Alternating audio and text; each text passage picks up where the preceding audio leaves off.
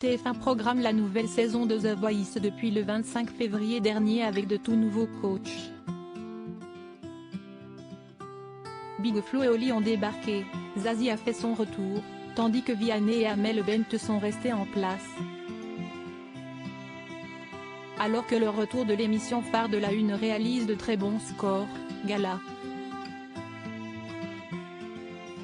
FR a souhaité prendre des nouvelles de talents emblématiques, à l'instar d'Al I, qui était dans la première saison, diffusée en 2012. Alors qu'elle fera la première partie des concerts de Jennifer ce 10 mars au Zénith de Lille et le 24 mars au Zénith d'Amiens, elle répond à nos questions. Gala.fr, tout d'abord, donnez-nous de vos nouvelles. Al.I, je suis très heureuse à l'idée de confier bientôt mon deuxième album, qui sort ce 10 mars, à d'autres personnes. Je viens aussi de tourner le clip de la chanson Les Copines que j'ai co-réalisé, pour la première fois, avec Alexandre Attané et Romain Barraud et dans lequel j'ai eu la chance d'être accompagnée d'invités prestigieux. Puis comme une bonne nouvelle n'arrive jamais seule, je vais assurer des premières parties de Jennifer. Gala.fr, que retenez-vous de votre expérience à The Voice? Al I, cette expérience m'a appris à espérer le meilleur de chaque seconde pendant une interprétation et à faire de l'envie de repousser ses limites une habitude et une quête sans fin. Gala.fr, Jennifer, coach avec laquelle vous étiez, était celle que vous souhaitiez? Al I, je ne souhaitais rien si ce n'est réussir à faire confiance à mon instinct au moment de choisir, et il ne m'a pas déçu. Gala.fr, qu'est ce qu'elle vous a appris à l'époque? Al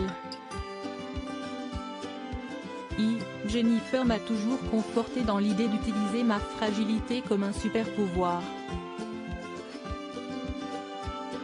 Gala.fr, et aujourd'hui, vous êtes toujours très proche. Al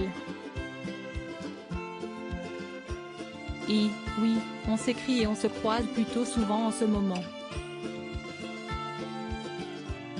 Je célébrerai la sortie de mon deuxième album le 10 mars en sa compagnie, et en la compagnie des gens du Nord, au Zénith de Lille. La petite nordiste de naissance et de cœur est comblée. Gala.fr, le moment de l'aventure qui vous a marqué? Al I, le moment de mon élimination qui a été un élément déclencheur extrêmement important pour ma carrière. Gala.fr, la prestation dont vous êtes le plus fier? Al I, toutes saisons confondues, je dirais Göttingen de Barbara. Parce que j'ai ressenti le besoin impérieux de quelques secondes de silence au milieu de la chanson.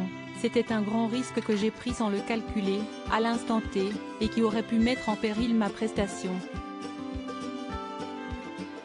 Mais l'harmonie qui a jailli entre les musiciens au moment de ma reprise, c'était comme s'ils avaient tout senti avec moi, ça m'a subjugué.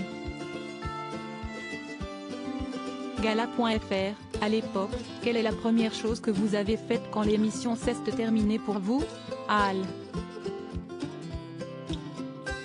I, je me suis dépêchée d'écrire de nouvelles chansons car j'étais très inspirée, et je n'ai jamais écrit si rapidement. Ces nouvelles chansons sont les heureuses élues d'une grande chose, mon nouvel album.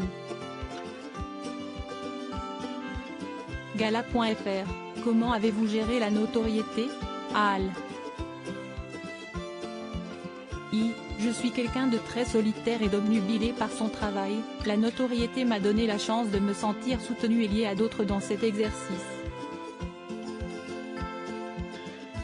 Il n'y a pas eu grand-chose à gérer, si ce n'est entretenir ce lien. Pour moi, c'est un cadeau.